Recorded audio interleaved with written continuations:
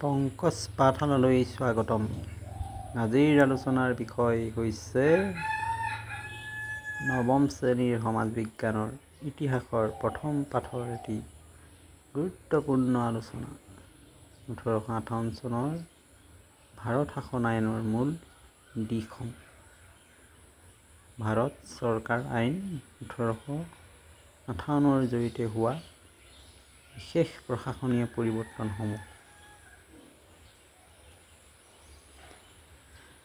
ভাৰত চৰকাৰ আইনৰ জড়িত হোৱা এই প্ৰশাসনীয় পৰিৱৰ্তনসমূহ অতি গুৰুত্বপূৰ্ণ। প্ৰথমতেই ভাৰত শাসনৰ সকলো দায়িত্ব ইংলেণ্ড চৰকাৰৰ হাতলৈ ন্যস্ত কৰাৰ ফলত কোম্পানীৰ আমোলত ভাৰতৰ সৈতে জড়িত হৈ থকা নিয়ন্ত্ৰণ পৰিষদ আৰু সঞ্চালক সভাৰ কৰ্তৃত্বৰ অৱসান ঘটিছিল।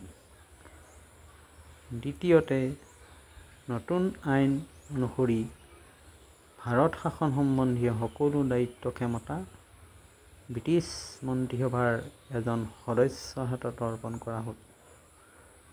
ভাৰত শাসনৰ সৈতে প্ৰত্যক্ষভাৱে জড়িত হোৱা এই মন্ত্ৰীজনক ভাৰত সচিব বোলা হ'ল।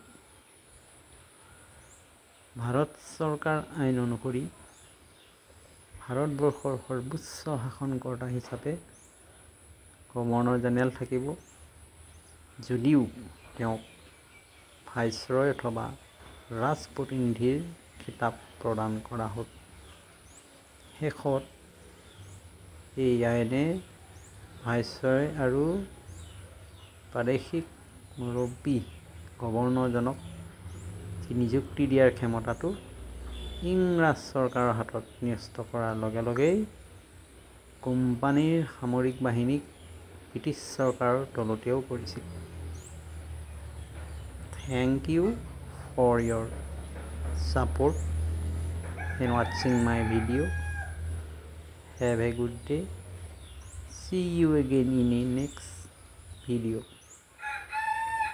Do follow my page for new video and article.